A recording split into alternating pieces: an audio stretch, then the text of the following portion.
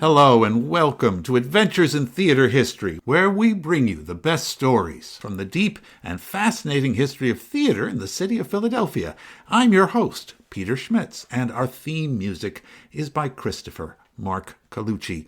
During this season 4 of the podcast, I've been doing a lot of interviews in which people remember their lives working in modern Philadelphia theater. In today's conversation, we examine why we remember history, particularly when it comes to the performing arts, like theater. Theater, as we all know, it depends on the immediacy and the quality of the jointly experienced present moment. That is the essence of the theatrical art. Now, we may later collect photos, we may tape videos, file scripts away, archive our letters, record interviews, but to paraphrase F. Scott Fitzgerald, those objects bear us ceaselessly back into the past, boats against the current. How can we use these relics of the past, not just as a means of sparking a sentimental nostalgia, but instead let them transport us, let them become a vehicle to carry us from this moment in time, to inspire people who are working now, and to make sure that the community of artists and audiences continue to be part of the future life of this city or any city?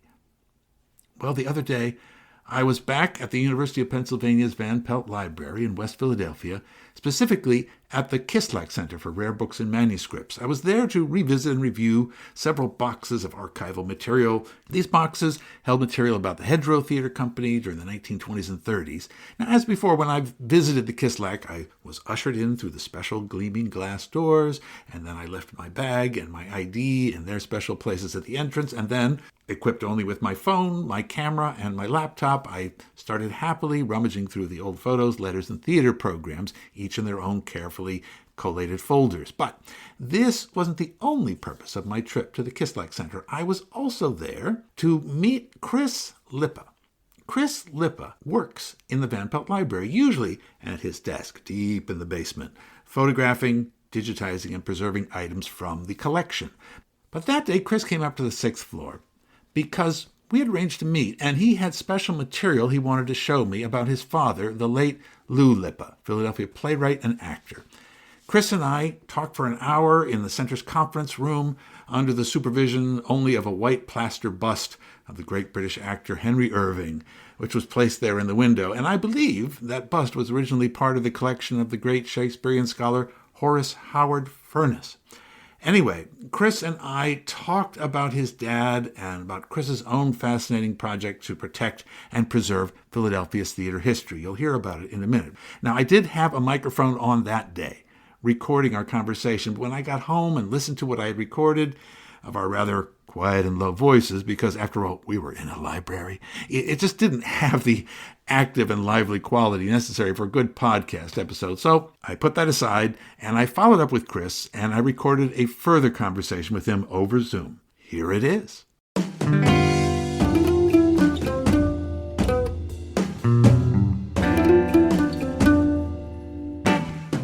Chris Lippa, welcome to Adventures in Theater History. Thank you very much for having me, Peter. Well, I'm thrilled to have you here because we have both been told by many different people that we should get in touch with each other. If I say to somebody, oh, I'm doing this podcast, but for the Philadelphia theater history, somebody says, well, have you talked to Chris Lippa?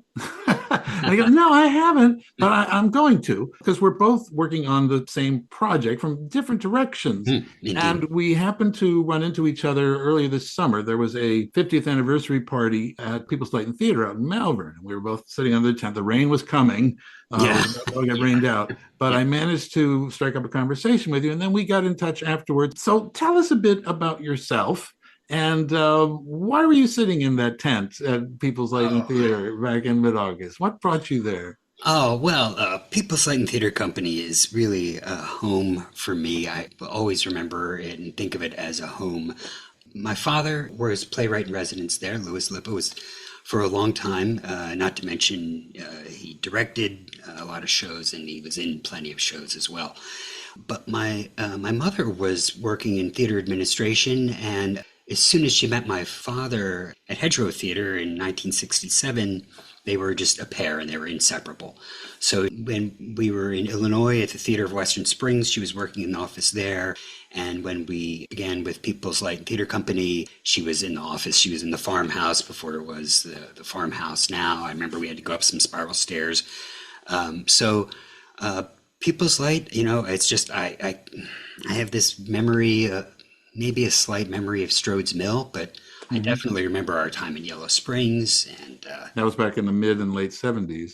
Yes. Right. Yes. And then moving out to Melbourne. So we talked about that story with Tom Teddy, and I'm hoping to talk soon to other People's Light and Theater participants, and we'll bring that to our listeners in the future. So if you're growing up in that environment, how could you avoid being somehow in the theater yourself? Did that seem inevitable to you? Yeah, well, it was the 70s, and maybe we were a little more casual about school attendance than we should have been. So I just remember going to rehearsals all the time. Sometimes I'd have to wait out in the lobby. Sometimes I was allowed to sit in the show. It was just something I always kind of remembered, that process. We would go through the rehearsal, the show, the opening night. What's one show in particular that you remember sort of witnessing and it has a strong image in your mind? Well, honestly, the first show that I remember was out in Illinois. It was Wait Until Dark. I was sitting in the house, and I specifically remember the set. There was a kitchen on stage left, and there was a pair of people there having a discussion, and one of them was holding a knife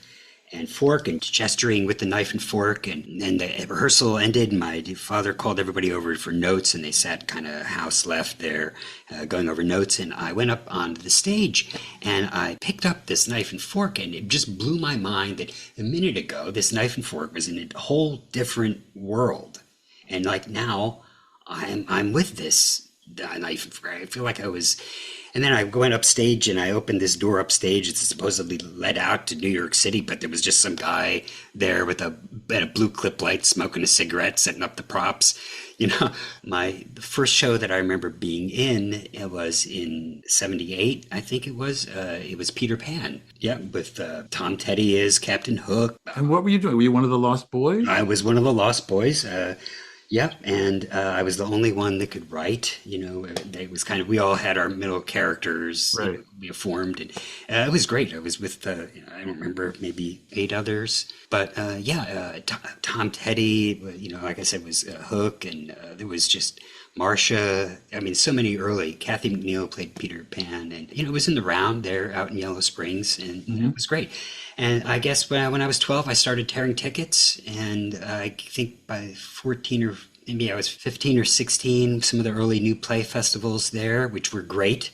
Those just were great, those new in the early festivals. 1980s, we talked about this with Kara Wakamura. There were a lot of companies were trying to set up new play festivals. Oh. And Danny Fruchter in particular, everyone was interested in what Louisville was doing. And Danny Fruchter was encouraging a new play for every summer, but write plays. He had some people in residence, some people from the company. Here, you write a play. But it was exciting from all accounts. Oh, yeah, the energy was there. I mean, there was so much energy happening, and I was, through high school, I was with People's Light. By the time I was done, I was running lights. Jeep was a great... Who's Jeep? Oh, Jeep, Jim Pines was such a incredible designer of sets and lighting, and he was just really... pivotal.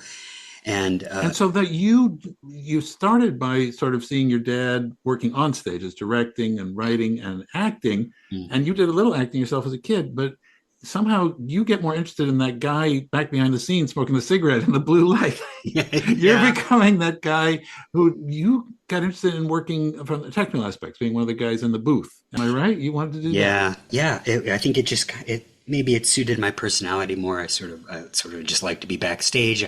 I always like to be in a place that's like dimly lit and surrounded with a lot of black cables around me and little lit up buttons. When I first saw that lighting board, it was a 5-scene Kliegel lighting board, manual, crossfades, everything. And it looked like with the little sliding levers going up and down. It was just beautiful. And it was tandem or alone, little lights for how much the intensity was. We had our headsets go in, and it was just the coolest thing. I was 17 and I just couldn't wait to get out of high school, and then I'd go to work and I'd do a dimmer check. I was already into photography, so the idea of lighting and everything, running the show itself, it was with these people that I'd been with for so long. And when you're doing a manual lighting cue, you really are on the stage. You got to do that 5 count the same way every night. That's what they're expecting. And so it was this really wonderful kind of connection I had. I was kind of too young. I wasn't able to be really on the stage, but the lighting, it was just incredible. And just being... Well, you described to me in a previous conversation that you really felt like you were on the stage. Yeah. That the lighting cues you were building, you're as much present in the experience that the audience is immersed in as any of the actors whose bodies are inhabiting the stage. You were up there with them just by manipulating these levers. Yeah, it was great. Sister Carrie, I ran Follow Spot, and that was 6 acts. So I was up there in the grid, right, one other person, and just we would sit up there the whole time. But that Follow Spot, when at the end of the show, I would focus down on Elizabeth Meeker, who was playing Carrie, her face, and it was just like I had to focus right on her face. If I was off, nobody would see it.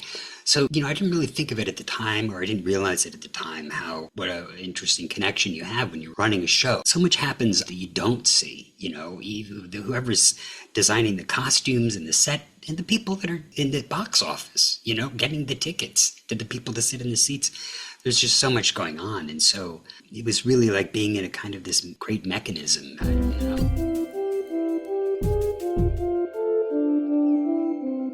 After high school, I got into the city more, and I worked in the city more, and I could see that it was happening in these other places. It was like you started working for other companies. Where else did you work in this burgeoning, Philadelphia nonprofit world in the 1980s? Yeah, well, I went right to Philadelphia Theater Company, working with PTC was Love, Valor, Compassion in I guess that was 95. Yeah, Terrence McNally play. Terrence McNally, yeah.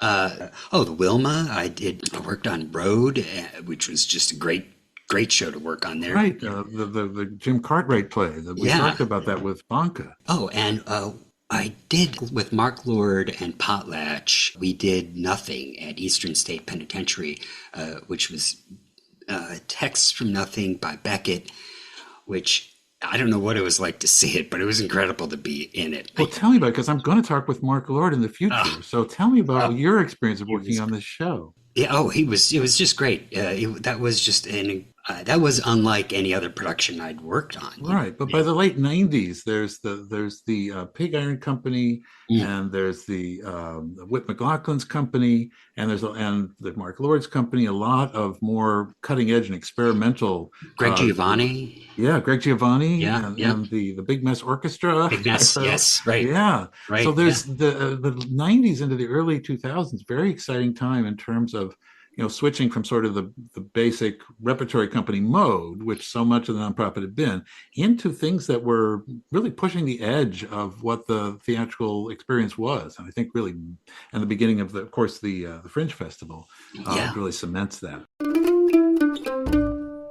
And we'll come back to your story, but I'd like to go back a bit and go back to the story of your dad. His is a name that comes up all the time in my research, especially in terms of two of the most storied suburban companies of the Philadelphia area, the Hedgerow Theater in Rose Valley and People's Light and Theater Company in Malvern. Now, I've been looking like crazy for recordings of your dad's voice.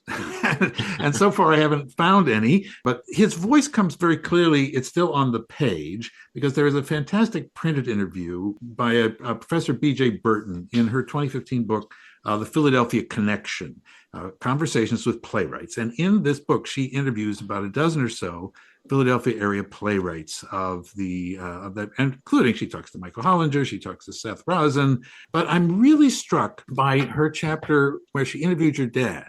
Let's talk a little bit about the stories that he tells within that chapter. So unfortunately, after I should mention, after I contacted Professor Burton, I emailed her and I said, "Do you still have the tapes and she says, "No, I'm sorry. I've moved a couple times since then, and that was one of the things that got lost. So those original tapes do not exist." So I guess it's up to you, Chris. You are going to tell me about your dad's life and career. Right? No pressure.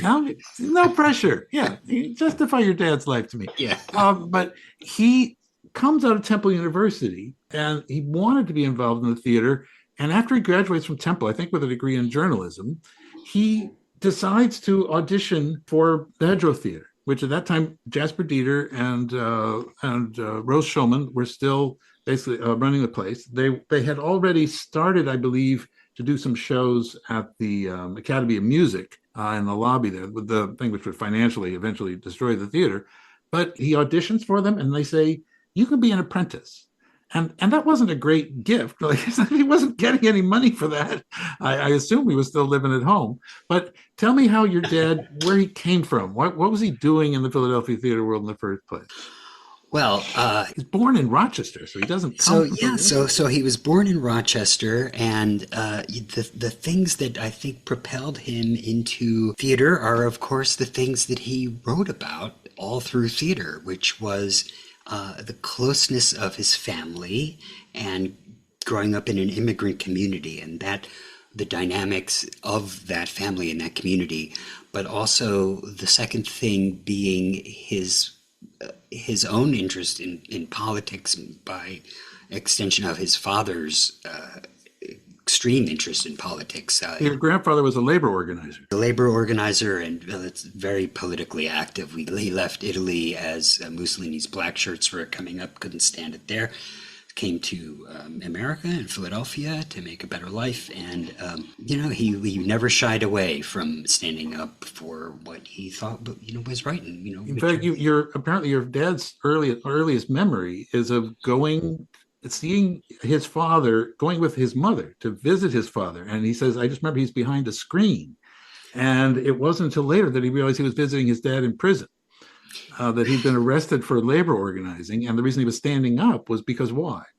Well, so yeah, his first memory is seeing him behind the screen, and he was pacing back and forth, and he couldn't sit down because the police had pulled his pants down and held him down in a hot radiator, which was just one of the things to do. But he'd been giving a speech in a public square for organized labor because he was working in a shoe factory. And they were a family in Camac Street. My grandmother was raising Dominic, Mario, Patrick, Anita, and my father's developmentally disabled sister Flora, which also echoed all through his writing, even if he didn't really realize it. Those were the things that propelled him, this family and this political dynamic. And I think that when he got to Hedgerow, his passion really resonated with Jasper and Rose. And well, he seemed to have wanted to. He started like he wasn't working on the main stage, but there was this barn over by the Hedgerow house, and we visited that barn with Marcy Bermusi. It's in our Hedgerow episode. She walked me back there and she showed me through all the old props and things that were lying around there. But reading this interview, I realized your dad said, "Well, here's a barn. Let's put on a show here." So he would get the other apprentices together, and they started putting on. He called it the theater in the dirt because it just had a dirt floor there. And Jasper came to see it and was sort of struck, said, "Maybe that's right. Maybe we should just start all over again from the dirt." Because this was the moment when the Hedgerow was starting to sort of crash and the whole company was about to fall apart because they were financially failing. And he began to think, well, maybe, Louis, you got something here. We should just start from the dirt. What are you looking at there? You're finding something in the... I have the paragraph. Read it for me. Can I read it? Yeah. All right. So... I was at Hedgerow from 1951 to 1955, and I began to write plays during that time, without necessarily asking them to produce them. One of the plays that Jasper read that he liked was called The Uninvolved. He loved the idea that human beings should be involved in, if not the politics, the human condition. It was the first that I wrote, not necessarily one of the first that was produced. I read a little article in the newspaper about some dancer in the Middle East who was murdered, and I tried to write something about that. I had Wharton Esherick and Rose and others look at it. At Hedgerow Theater, my friend Don Gantry and I cleared out a space in the barn, and we called it Theater in the Dirt. Jasper got a big kick out of that because that was his cup of tea. For a couple of weeks, we played around with my writing about this newspaper article. Finally, it came to the point where I wrote a one-act play called In the Light of Evening.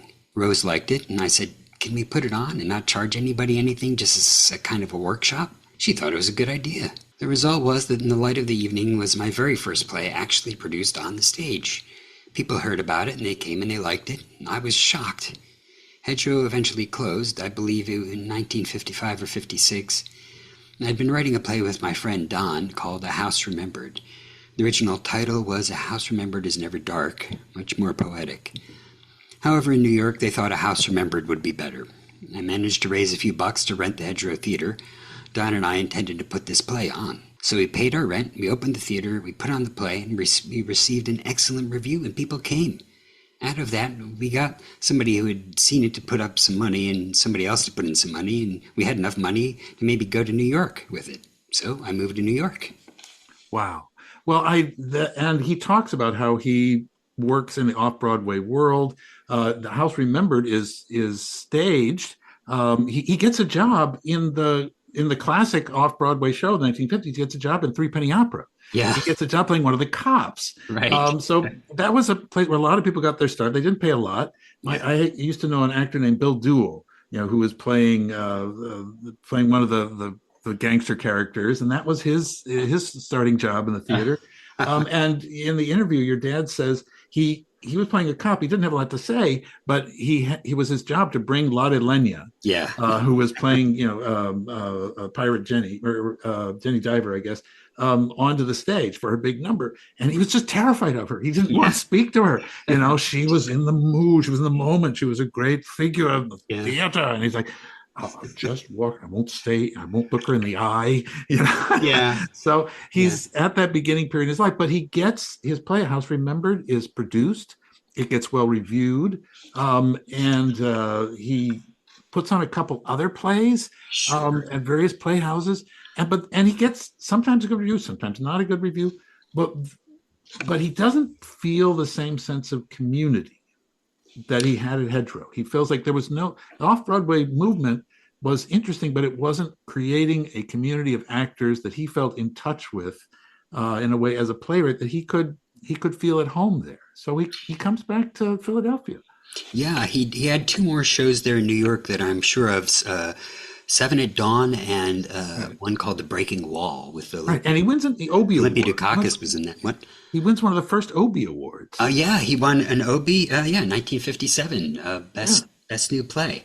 Yeah, but, he tells me about stories where he still had to work as a waiter and he had a job separating screws from bolts and stuff like that, and he had a tiny apartment. But yeah, But he was used to that. Because I have found a article in the Inquirer saying when House Remembered was done at Hedgerow, they said there was opening night and there was a chaos out in the parking lot. Yes. So the playwright went out and to park the cars. Yes. Right. That special way they have at Hedgerow of ordering the cars all in one direction. He knew it. So he's like, here, come on, park here. Probably helped him a lot. If I was a playwright, and I'd be nervous as hell, I'd be happy to have something to do. But I like that little tidbit about the young man parking the car was the playwright, Louis Lippa. Yeah. Yeah. That Hedgerow was very impactful for him, and the repertory and the community sense of Hedgerow. But as I said, we go back to his community sense of home in Philadelphia. I mean, that was his home. So yeah, I mean, I think that New York was just not what he was interested in. So when he came back, that was not long after he met my mother, and this was the place for him. Right, but by that time, Hedgerow was no longer a thing. It was in its sort of it was in a cocoon, as it were. It was sort of in deep storage, and there wasn't really that company to return to. So he went to the Midwest for a while. He went to run a theater company in Illinois. Is that right? Yeah, Theater of Western Springs, and we were out there for maybe 3 or 4 years, and I don't have a whole lot of memories of that. The one that I told you about, Wait Until Dark, was the first theater memory was out there, but I remember mostly it being flat. But it was solid work for him, and that was important because I was a young child. My sister had just been born; she was born out there, so it was important. It was good work, and so he couldn't turn it down. But when he does decide to come back to Philly again, and he finds out that an old friend of his from Hedgerow days, Dick Keeler, is working with this kid, Danny Fruchter, out in a Strode's mill doing the show, and this guy named Tom Teddy is there, and so he goes out to talk to them, And he's like, yeah, I could work with these guys. Yeah. And as he says in the interview, and then 30 years later, for the next 30 years, that was my life, was Yeah. this company. Yeah. Suddenly he found a new home there, and they gave him a place to act and a place to write and a group of fellow theater artists to work with. And your mom gets a job doing administrative work there too. And he starts to write play. He writes a play about William Penn, The proprietor, yes. right? Yeah. And then they come up with this idea of adapting Theodore Dreiser. An American Tragedy had been a famous adaptation at the Hedgerow back in the Yes. 30s, and Dreiser had hung around with Jasper Dieter and the others a lot. But Sister Carrie is an enormous novel. Do you remember him working on it? Well, Sister Carrie? I remember Theodore Dreiser always hanging around the house Oh, because of American Tragedy and right, because of the general anti-industrial, right. Well, mood. not personally. He wasn't personally hanging around the house, No. but you remember his books always there. No, Okay. I No, didn't I see think him. I don't think he was with us anymore, but No. yeah, fine. Okay. Right. Yeah. Yeah. Exactly. Well, his books were all around. So Okay. it kind of I don't really know, honestly. Sister Carrie, compared to the other things that I had seen my father work on, Sister Carrie was unlike anything I had seen him work on before. The plays he had worked on before were plays the Sicilian Wife, the Welfare Lady, a one-act play. This was larger in scope. Yeah, like things like A House Remembered had been about his family, had been about Yeah. growing up, had been about Camac Street, had been Yeah. about the Italian-American experience. I mean, eventually he returns to that as well. But this is something else of sort of a greater nature, the story of America and how Yeah. America, goes from agriculture to an industrial society, and how the moral and ethical and cultural choices that we make along the way. Well, it was an epic show to work on. I'm telling you, we were always running around. There was always the scenery was doors that were on wheels, and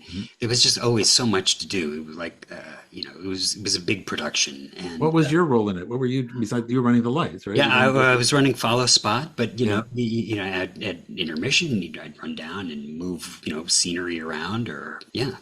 I really think Sister Carrie stands outside of a lot of his other work. Well, he talks in this interview from the B.J. Burton book. He talks about the great playwrights whose work really influenced him. He talks about Eugene O'Neill and of course anyone who's trying to write the story of America and has been working at the Hedgerow Theater. O'Neill was a huge playwright for that company, and a personal friend of Jasper Dieter, and they did all of his plays at one time or another. But he also talks about Chekhov. Of course, was a big Hedgerow. They're going to do the five great Chekhov plays. But then he also talks about Pirandello, Luigi Pirandello, who you think, as an Italian, of course he'd be interested in that. But he says, he didn't really like Pirandello for a lot of things. He didn't like his ideology. I mean, Pirandello ends up being a bit of a fascist, which I'm sure did not appeal to him. And he didn't really like his play structurally. But he said there was something about the voice, the talking, the presence, and the immediacy of things. Things had to happen right now on stage, and things were so important in that moment.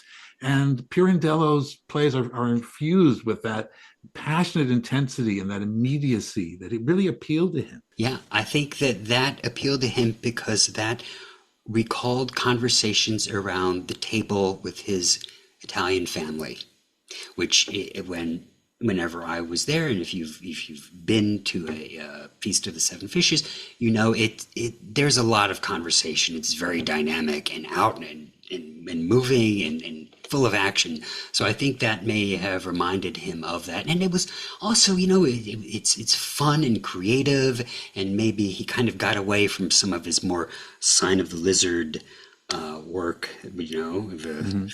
So I think I know he really enjoyed working on Pirandello, and especially my mother and he always loved talking about. And who could not like Six Characters? I just love that show. Right. And he writes a play about Sacco and Vanzetti. We talked about this with Tom Teddy, the two Italian anarchists in Boston who are falsely accused of murdering a guard during a robbery. And he turns it into sort of a vaudeville. But again, that was another sort of epic drama that he brought to life.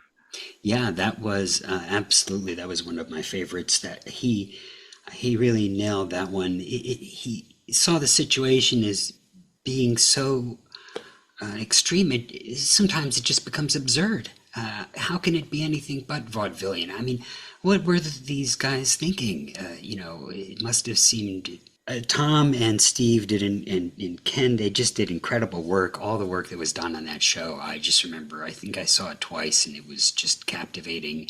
And I would love to see it again. And I believe it was the last production of his ever done in Berlin, Germany. Yeah. Oh, yes, I can see how that would appeal to a German theater. Absolutely. They would eat that script up. Yeah. But he continues to act as well. He's often in plays. I see his name pop up in reviews, and I actually worked with him once. Shortly after I came to Philadelphia, he was in the production of Amadeus that was on the Street Theater. He was playing the Kapellmeister. Now, I was doing Orsini Rosenberg because I speak a little Italian, as it happens. I studied in college. So I said, well, I can speak Italian. Why don't you cast me in that part? Even though I don't look Italian at all, I put on a wig and speak Italian. I'm Italian. But he was doing, interestingly, a German, the Kapellmeister, because he had, by that time, he was, getting into his 70s, and he looked the part perfectly.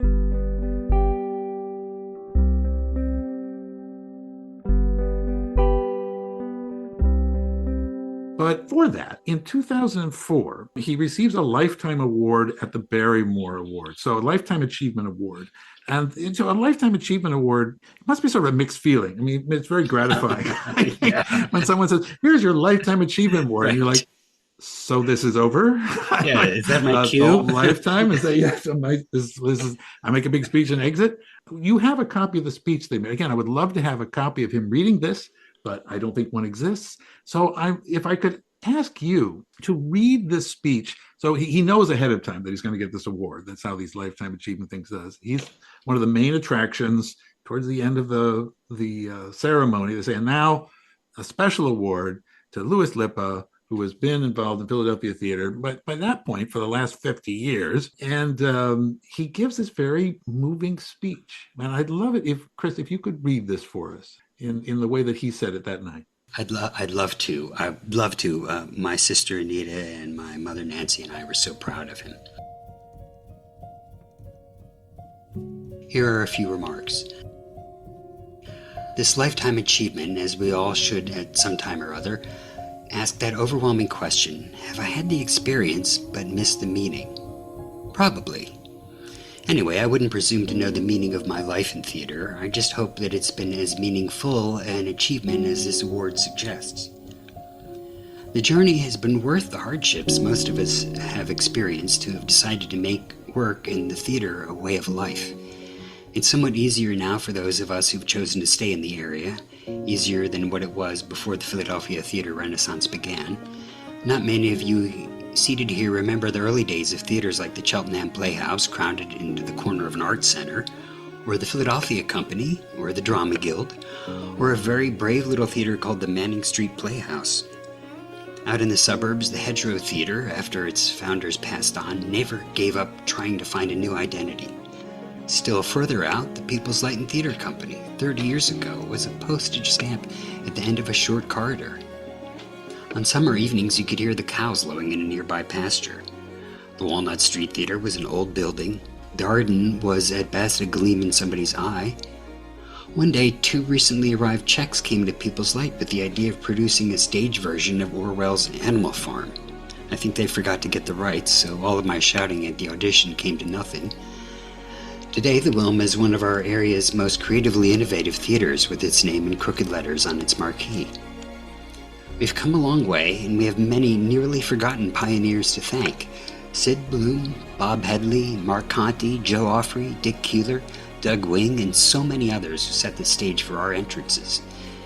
And I take this moment to especially acknowledge and pay thanks to the founders and sustainers of the People's Light and Theater Company, where I have spent 30 creative years as an actor and director and playwright.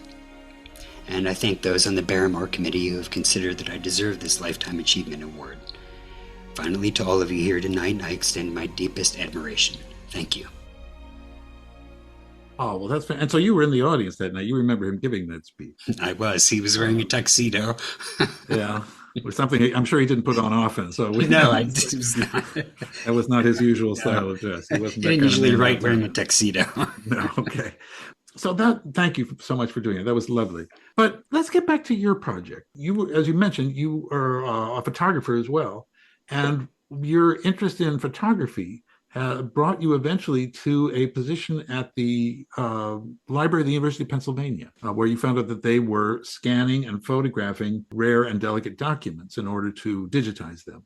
And you began to work there. About when was that? Well, that was 2007. Uh-huh. I had left theater in the early 2000s. I met my wife at the time. We were working for American Music Theater Festival as it was converting into the Prince Theater. And we had a young child, and it was time to get health care and have a more steady work. And so I left theater, and I had a brief job working for the Yellow Book. Took photographs for the phone book, Right. all kinds of crazy photos. But then I read an article about a place that was being built in the library, Van Pelt Library at the University of Pennsylvania, to digitize rare books and manuscripts. And to me, that seemed like an incredible job. That seemed exactly what I wanted to do. I'd worked with story and literature so much, and photography. So cameras and books. I was there, and it really turned out we connected really well, and I felt it was for the first time in for a while where I felt I was working with people. I was familiar with what we were doing. I was able to work kind of in a backstage way to help bring story and culture out to an audience and help make it more available, and in that way really honor work done by other people, not just, my father, but, I know how hard it is to write a book and how hard it is to write and to get something onto a shelf. That's just an incredible feat. So, Well, you have to digitize a document that has been essential to my work. You tell me you helped to digitize Durang's History of the Philadelphia Theater from 1754 to 1867. I believe is the complete title, but it's essentially a scrapbook of newspaper columns that was put together in the 19th century. And it's this 6 volumes, and it's filled with newspaper clippings and prints and drawings and letters sort of pasted in. And somebody had to carefully photograph and then use digital photography, the new thing that you could make it into a series of binary numbers in order to this huge amount of data. It's now posted as part of the Calenda collection. Anyone can access this. It's open access, and which is astounding to me that this rare and delicate document, which cannot stand a lot of handling, but you have captured it. You and others, I'm sure, have captured it and made it exist, as long as there's some server farm to hold that data forever. And that's amazing work that Charles Durang, who wrote these columns, can continue to speak to us now. And that's something that you're hoping to do with the present moment, or with the last, say, 50 years of Philadelphia theater. You have a project of your own that is sort of similar to Charles Durang. Yeah, I had been working, taking photographs of assorted books and manuscripts for a while, and my father was getting on in years, and my colleagues and very good friends, John and Lynn, helped me find these old theater scrapbooks. They knew I was interested in theater, and so those were that set of scrapbooks, these Westcott Durang scrapbooks, were really important to me at the time. I immediately photographed them and maybe put them up on Calenda, but to be able to see, and these scrapbooks were made by Thompson Westcott, who loved theater in Philadelphia. He just loved it. It was really important. So he cut out the Charles Durang articles. Thank you, Thompson, for doing that. That was great. So one of the things that I realized when I was looking at these scrapbooks is that I was looking at theater history from the point of view of the house and from the audience, people who went to theater. And I realized what was missing was the stories, the voices of us, our voices in this record. Yes, there are biographies of Charlotte Cushman and Forrest and all of the big names. There's biographies of them, and that's fine. But for instance, there's this little nugget in this Durang story about Lewis Hallam, one of our early Philadelphia theater people. He was a young boy in England, and his father was going to come over on a boat, to America to start a theater company. And he's like, son, do you want to go to boarding school in England, or do you want to get on a boat and come with us? And, he made the right choice, and he got on a boat, and he's rehearsing Shakespeare on this boat voyage, across the Atlantic. Right. And, and he gets here, and, and he spends the rest of his life making theater. And those little stories from the creator's point of view are so important. And I feel that we as a theater community can be more responsible in tracking our own theater, our own history, our own family history. Because of my family feelings about theater, I look at all of Philadelphia theater as family. Even though I haven't really been involved in Philadelphia theater in a long time, I still think of them as kind of relatives that I don't know. We end up at the same table somehow, right? So kind of bringing that sense of family history and bringing it into our own house is important. It was there with. So what are you actively trying to do now? You have an idea for bringing essentially a house together. Yes. What is it? What is it you're working on? Well, I talk to people about what they were doing with their theater history. I talked to a number of people, and eventually they got tired of me asking them what they were going to do with it. And I realized I need a physical space. We exist in a physical world, right? So if I have, I still have some of my father's things here. The rest of it is at Penn. Right. When I went to Penn a couple of weeks ago. Yeah. I went through both the Hedgerow collection and through your father's collection of work. And what's missing? Archives. One of the things that's really missing from the archive is the individual theater creator's voice. Right. And so if you have a history of a theater, you don't have the history of someone like Peter Delorier, who's worked in so many places, Ken Marini, again, who's worked in so many places. You can't look at one theater and get their story. And the theater itself is so busy, too busy to keep its own archive. Oh, I know that. I deal with that all the time, Chris. I got to tell you, I'll talk to people at the Wilma or at the Arden, and I'll say, well, do you have a photograph of this, or do you have a tape of that person talking? The guy, yeah, it's probably back there somewhere, but we're putting on the next show. That's what we do. We put on shows, and they aren't in the business. They don't have the structure for preserving archives and records in the same way. The Hedgerow and the Wilma famously have issues with finding things from the past. I have people from the Wilma now coming to me and said, we need to find that script of Animal Farm, that play that your dad mentioned in his speech. Was originally done by Blanca and Yiri in the early 1980s, and then when the Orwell Foundation refused them permission to do it, they just threw it in a corner or in a desk drawer somewhere, and now they can't find it. And now the Wilma would like to restage it, and they can't find it, and they're coming to me and going, "Can you help us find this script?" I'm going, "You should know where this is." And hopefully Blanca still has it somewhere in a back closet somewhere, but she's moved several times too. This is normal in human affairs, and I think a lot about that reason. Tom Stoppard just died, as we're talking now in December of 2025. Tom Stoppard, who was working at the Wilma a lot, has a speech in his play Arcadia where he talks about, oh, well, we only have 15 plays of Euripides and 7 plays of Aeschylus. It isn't that sad. He says, no, it's wonderful we have that much, and we'll we'll make something new, and we'll recreate them, and we'll rewrite them. But you really want to create a whole sort of a Library of Alexandria, as it were, a Philadelphia theater. How's that going? Well, it's going well. I think that I'm sure that there are people who understand. So Edwin Forrest, he was a very bombastic character, and he had his Forrest home. We know all about Forrest here. Yeah. So in his way, he had a house and a place for theater. Charlotte the Cushman Club. After a lot of that ended up at the Cushman Club. So there's the Cushman Club, which was focused on supporting actresses who were coming through who needed a place. So that was a home. That was a place that wasn't a theater. Right now, I want to talk about Hedgerow House. That was a theater, but the purpose of Hedgerow House was a house, and it was a home, and it was a central place. And we're missing that now.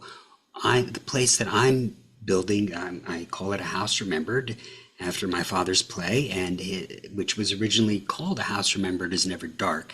So this sort of follows through in my idea that we need a place for us and our family, a place where people's individual voices can carry into the future for those who want to read it and see it. There's been so much incredible work, and there's so much. I know that these people, they have so much in them. They have so much work that they've done and so much story to tell, and there's so much we can learn from them. I remember I talked with Tom McCarthy, Joe Canuso, and I visited Tom, and shortly before he died, you went out to his house on the shore. Yeah, it was maybe and Barbara was still alive. Yeah, and he told.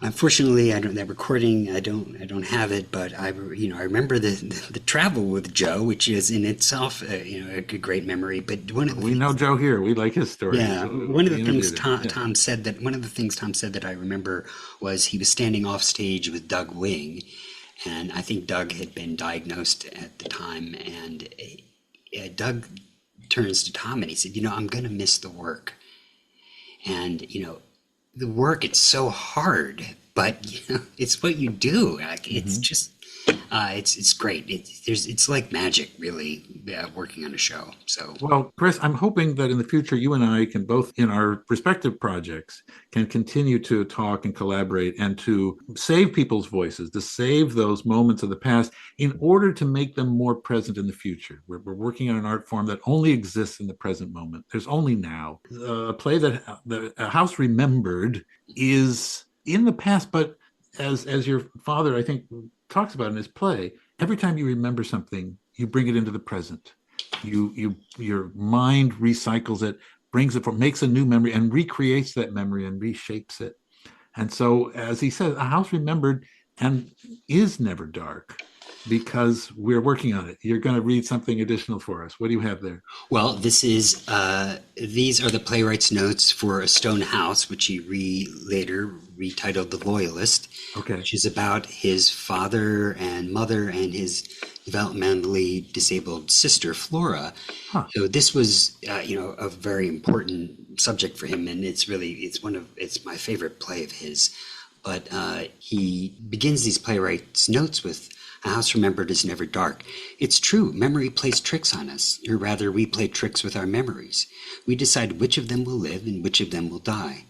We decide who will be remembered and who forgotten. We change details when we tell others of our past. We do our best to avoid confrontations with those long gone.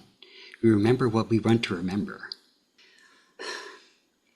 So much happened in Philadelphia theater in the second half of the 20th century. So many theaters just grew, and I just want to be sure that we can capture that and hold that kind of magical time. Well, that is a great thought. I agree. Absolutely. I'm on your side with that.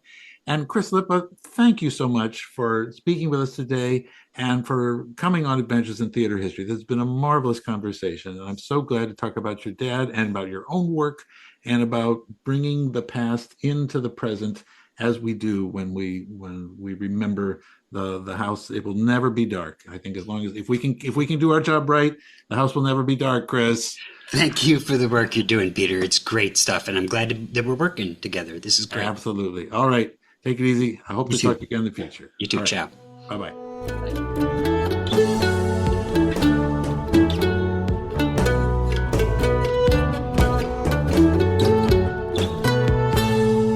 I want to thank Chris again for all his memories and all his insights and all his efforts. And of course, I look forward a great deal to the realization of his plan for a home for Philadelphia theater history. It's great to have an ally in this grand project of mine. I hope that anyone listening who is interested in backing and supporting him will get in touch with me. Write me at aithpodcast@gmail.com, and I'll pass any messages you have on to Chris. All right, I'll be back with just one more episode in the year 2025 before it's over.